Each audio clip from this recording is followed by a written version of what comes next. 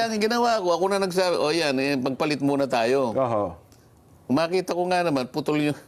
So lumalabas sinasabi nila ngayon, kino-coach ko na naman. Ayun po, saan ang lumalabas sa social media, TikTok, halos lahat, na lumalabas na kino-coach nyo raw yung itong si Hindi po, Master Sergeant Gutesa. Yun pong binigay niya sa aking 4 na original, kinuha ko po yon sapagkat ang bala ko, yung isa, ibibigay ko kagad kay Senator Lacson na siya yung chairman. Yung isa naman, bibigay ko kay Senator Soto, siya yung Senate President. At kung sino yung katabi ko, bibigyan ko. Opo. At saka yung isa, para sa akin. Saan kukunin ni Gutesa yan? Gutesa. So, ang nag-provide yan, yung notarial staff, kung sino man yun, kung wala man yung abogado, may sekretarya siya, at saka yung sinasabi ko sa yung stamp na yun, yung kulay asul. Yun ang detalye ng notarial commission niya.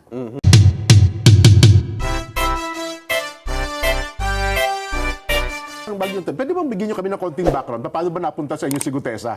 Kasi parang ang dating, witness nyo eh. Pwede ba natin doon simulan, Sen? Kasi parang witness, Sen Dante Marcoleta. Parang Hindi, ganun po ang dating. narinig naman ninyo, buong Kapuluan, nakarinig Opo. ako'y tinawagan ng aking kaibigan. Kilala naman ninyo isa sa mga kaibigan ko, si Mike Defensor. Okay po. Ayon sa kanyang paliwanag, itong naging witness na ito, matagal na niyang tinatangka na makausap niya ako.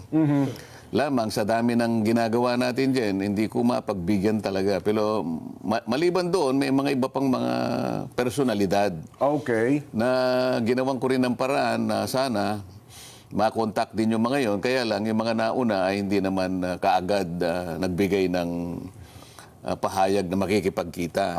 Okay, opo. Ngayon, itong mga huling grupo na ito na nagsasabi, wala nga akong panahon sabi ko kay Mike Defensor. Lalo na ngayon, sabi ko, mag-aalas 2 na ng hapon. Mamayang alas 3, sabi ko, umpisa ng aming session. Opo. Hindi kanya, siguro tingnan mo lang kasi meron siyang pakikita sa yung parang draft ng kanyang salaysay. Tungkol saan? Tungkol sa pinag-uusapan nyo doon sa Blue Ribbon Committee. Ano po ito? Lunes po ito? Martes? O this week lang po ito? Yung The day before. kailan ba kami nagkaroon ng huling pagdinig? Kahapon. Thursday po kahapon.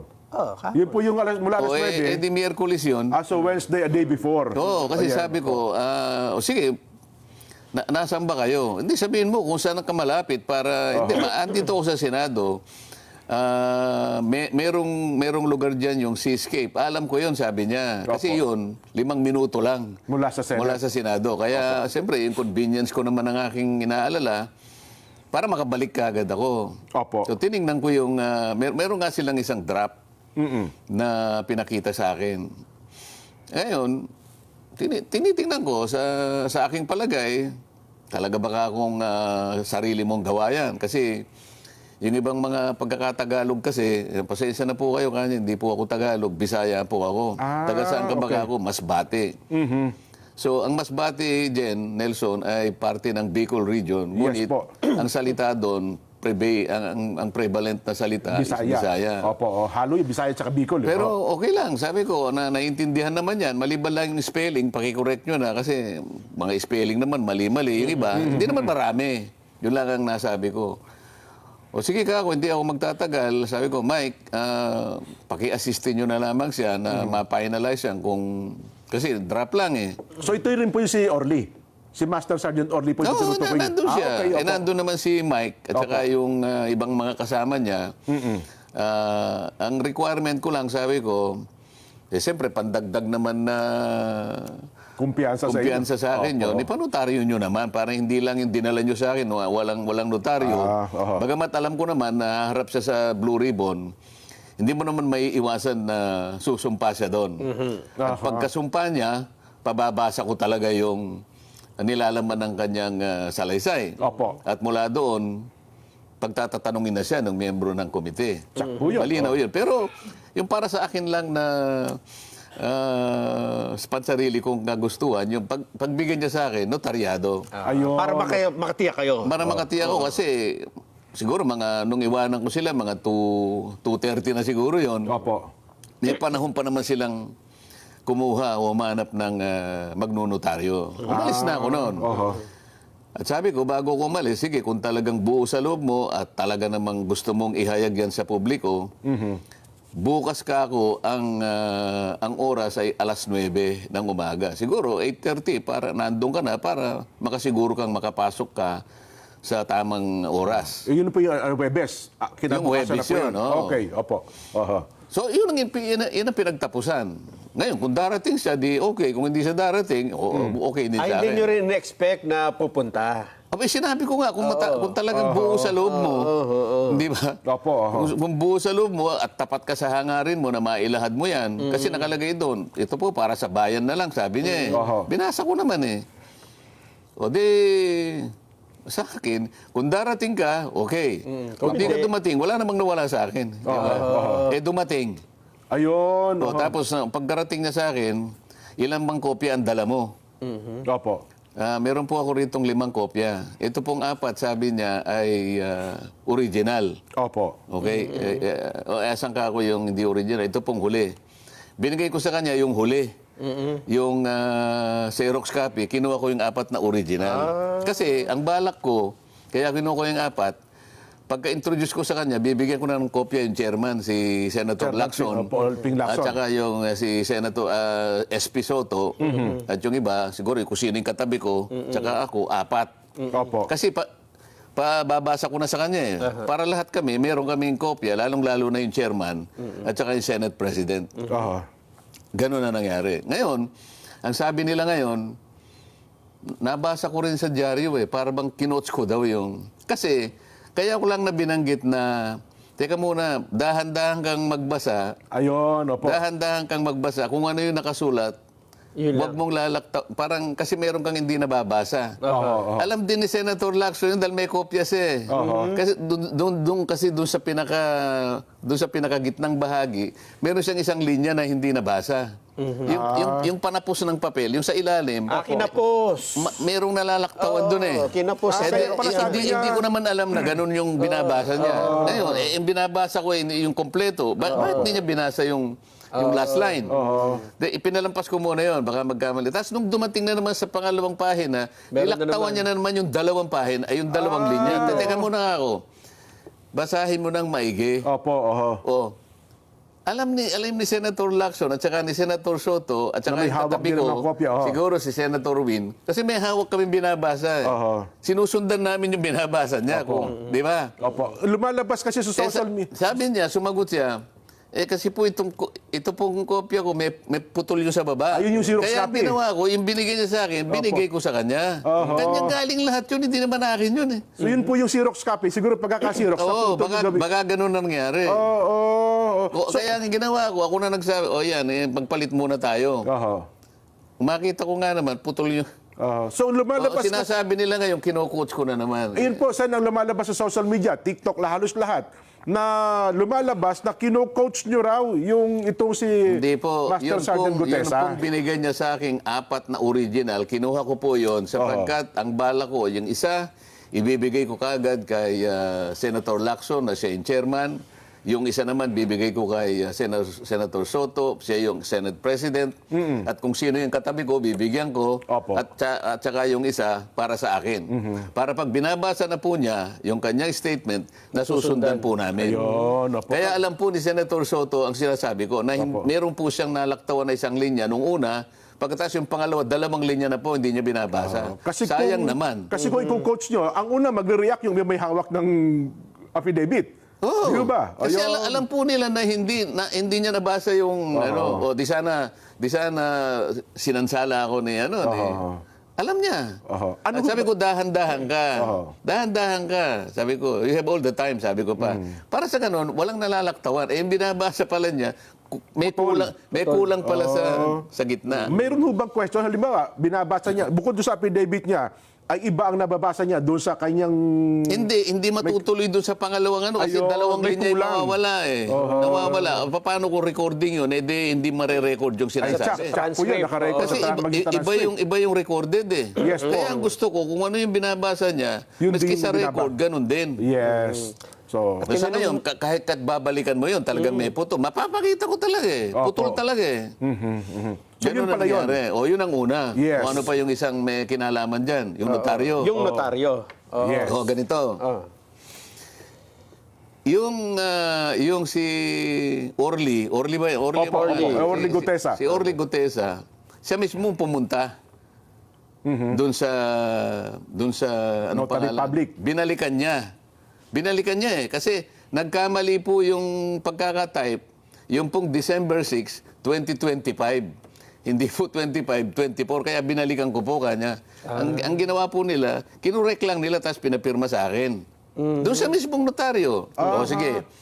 Kaya alam ko na pumunta siya dahil nga sinabi pa niya na meron pong mali dito para siguro korekin din yung record na iniwan niya kasi kukuha ng kopya yung notaryo eh. Yes po, oo. Ngayon, pag-usapan natin na sinasabi ng abogada na notaryo na hindi niya pirma yon. Yung nakapangalan mismo mo doon. O sige, sabihin na natin na maring hindi niya pirma, no? Granting na hindi niya pirma. Ngayon, sino ang maglalagay doon sa kasi yung notaryo sa bandang baba, merong nakalagay doon doc number, Opo. page number, Yes. book number, series of 2025. Paano niya makikita yung notarial register nung abogadong nagnotarya? Makikita mo niya anong doc number may ilalagay niyo, anong number? Yung page number ng notaryo, alam niya? May papakita ba siya sa TV direct? Kasi meron nga yan, lumabas sa social media. Ilabas niyo yung pinakahuli Oo, para ma-explain malaman natin ang pinag-uusapan natin. Direct, ipakilabas nyo. Kasi nasa social media naman. Nasa, yung notaryo. Para nang sa ganun ay... Para malaman ng mga kababayan natin kung ano yung binabanggit natin. Ano yung pinag-uusapan Di ba natin? doon sa left side ng dokumento, yung pinakahuli, napipirma ron yung notaryo, merong doc number, page Yes. number, book number, Opo. series of yung year. Yes. Nakastampad pa yun eh. Di yun, ano? Sige po, hinahanap daw po, Pagkatapos, sir. yung sinasabi niya, yung notarial yung notarial details niya, hindi raw siya yon. Opo. Ibig sabihin, si Gutesa, kinuha niya yung stamp na yon, itinatak niya doon sa mismong lugar na kung saan siya magnonotaryo, saan niya kukunin niyo kung hindi bibigay sa kanya? O, pagkatapos yung dry seal. Yes. Isa pa yun. So, ibig sabihin, si Gutesa pumasok sa kanilang opisina, siyang naglagay ng dry seal. Kung yun ang pagbabatayan natin batay sa kwento nila. Paano magagawa nung Nung Gutesa. Gutesa? Oo. So, ibig sabihin, sila rin ang gumawa nun. Ngayon, kung sino man yung pumirma doon at hindi nga siya, pananagutan ng pananagutan ng abogado Nakapirma. yun. Sana mapakita para malinaw. Sige po. Alam ko meron tayo yan eh. Habang hinahanap yun, Sige, oo. ano ang implication, anong epekto noong hindi pala, halimbawa lang, for the sake of argument, na hindi talaga notarized yung peke, yung pagkakanotaryo. Ano ang epekto nun dun sa Granting. salaysay? Opo. Ang magiging epekto niyan, wala na. Bakit? Kasi subsequent to that event, si Gutesa humarap sa komite. Humarap sa Blue Ribbon Committee at siya'y pinasumpa. Okay. At doon ay binasa niya yung kanyang sworn statement. Okay. At pagkabasa niya, pinagtatanong siya. Sa makatwid, kahit na walang notaryo yon, Okay. kahit walang notaryo yun, hindi nawala yung saysay ng kanyang deklarasyon. Kasi sumumpa siya doon eh. So, kung titingnan mo ngayon, parang kung tatawagin yan sa legal term, surplusage, sabi nila. Surplusage, Ibig sabihin, with or without that, nananatiling balido Yung kanyang yung affidavit. salaysay niya dahil nga sa katotohanan na sumumpa siya. Sumumpa siya sa harap ng Blue Ribbon Committee.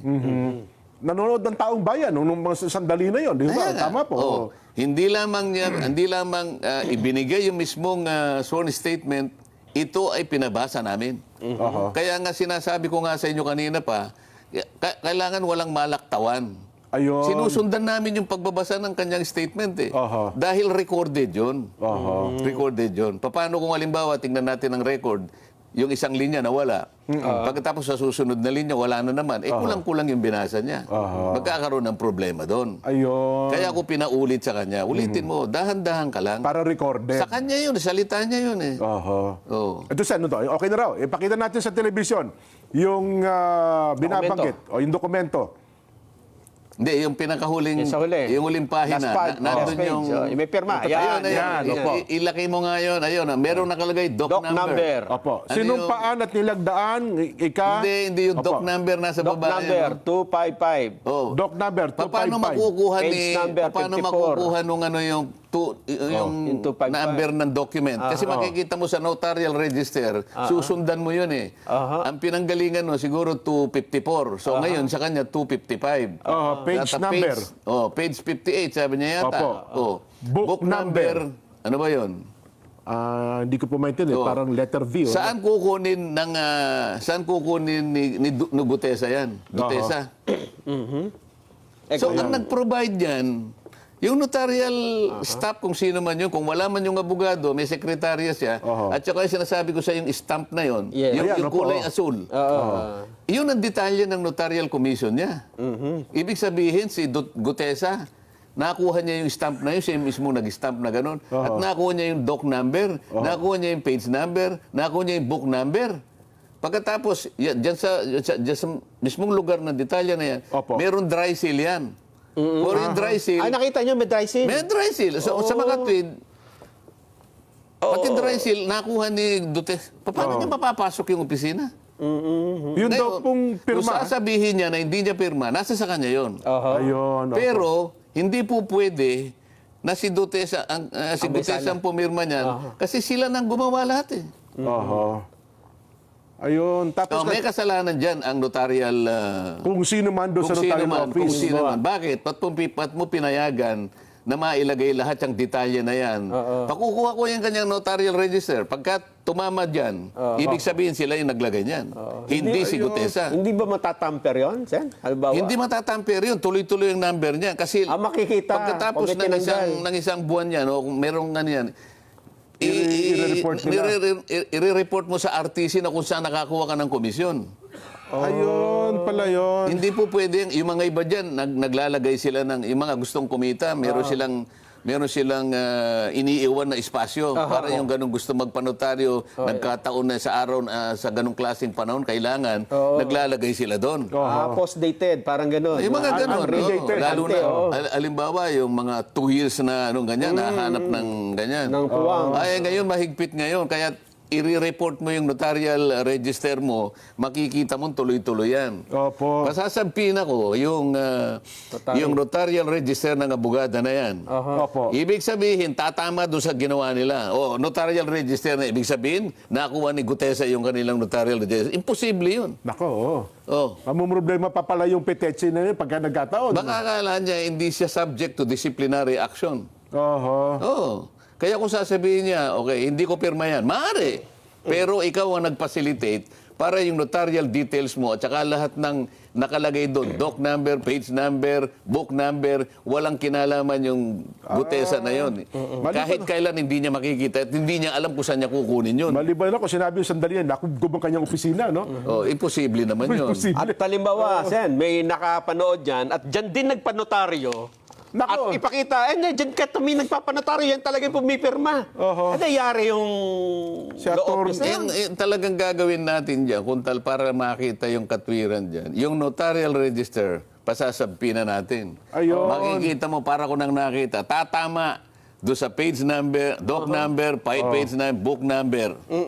Yung tatlong yun. Kasi yung series of, yung year lang, madali naman yun, 2025 eh. Pagka sinabing nawawala po bigla nawala. Si bahala na kayong gumawa ng conclusion.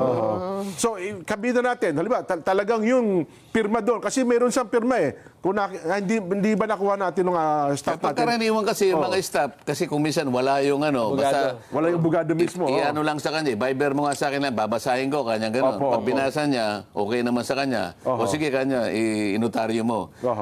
Pwede pumirma yung mga gano'n ang ginagawa ng iba eh. Kasi kung minsan wala siya doon eh. Hindi naman lagi maghapon yun, nakabantay doon sa kanyang notary. May bayad kasi yun eh. Yes po. Hindi ko na alam ngayon kung magkano yung bayad sa mga notaryo. Ang sabi ng isang senador, hindi ko na babanggitin para hindi na kayo mag-away-away. Kung mapapatunayang nating peke ang notaryo, mawawalan ito ng bisa at bababa ang kredibilidad ng testigo. Sinabi ng isang senador. Aha. Oo. Sinabi niya.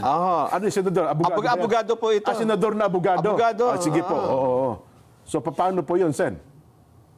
Baka siyang bumaba ang kalidad.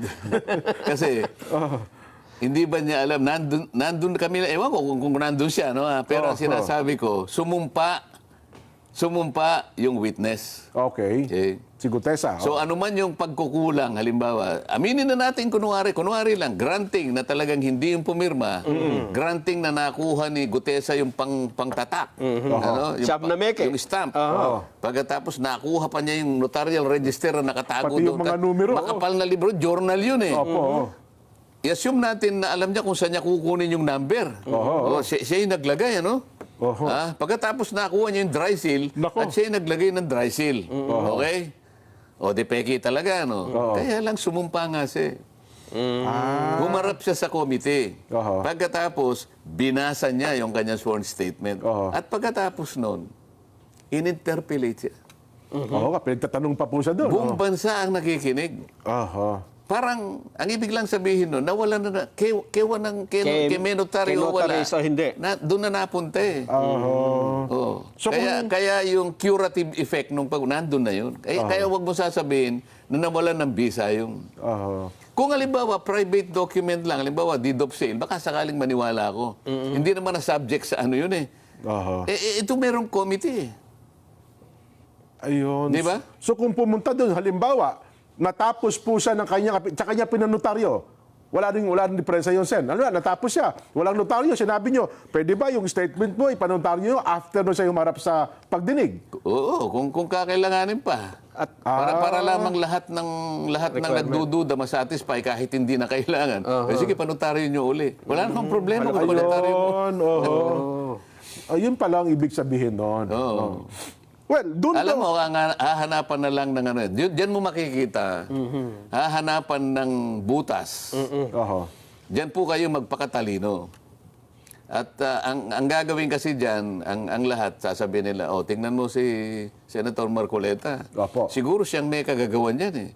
Ayun na nga po, lumalabas ngayon. Wala po akong kinalaman. Kasi ang binilin ko sa kanila, kung talagang buwang loob mo, at talagang ikaw ay naniniwala na dapat mong ihayag yan, bukas kailangan 8:30, nandun ka na sa Senado. Kasi 9 o'clock ang umpisa, 8:30, kasi dami pang pagpasok mo, dami mong pipirma, dami mo, no? Para makapasok ka, magpakaaga ka ng konti. Ako naman, nagikipagsapalaran, kung darating, di darating. Kung hindi darating, hindi dumating. Nako. So, yun ho pala. So, nasagot na yung dalawang tanong. Nelson, ano? Yun doon tayo. Well, sabi naman nila, Sen, surprise ito para bagang may konting pagdududa rin po. Mismo atang chairman, sabi niya, Hindi na-coordinate. Hindi na-coordinate. Wala daw hindi courtesy. Yun hong pagharap nitong si Gutesa. Master Sergeant Gutesa. Wala daw kortesiya doon sa komite at maging sa chairman ng Walang ng Blue kortesiya. Ribbon. Walang Opo. kortesiya. Paano po masasabi na walang kortesiya? Di ba nagsalita ako, sabi ko, Mr. Chair, I am going to consume the remaining time that I have to make a disclosure. Okay. Sinabi ko yung pangyayari nga na tinawagan ako ni ano, at kung papayag kayo, Mr. Chair, ay iahayag ko dito yung witness na sinasabi ko. Let him testify. Tinayagan naman po niya. Di ba? So Opo. tinawag ko ngayon. Nasaan ang kawalan ng courtesy? Pinagpaalam ko eh. Hindi ko na biglang nagsasalita, Mr. Chair, ito po, iupo nyo rito. Wala naman ganun. Nakikita naman po ninyo ang lahat ng nangyari. Kayo po ang higit na nakakaalam dahil napanood po ninyo pati yung paraan kung paano ko po siya inihayag sa gitna ng committee.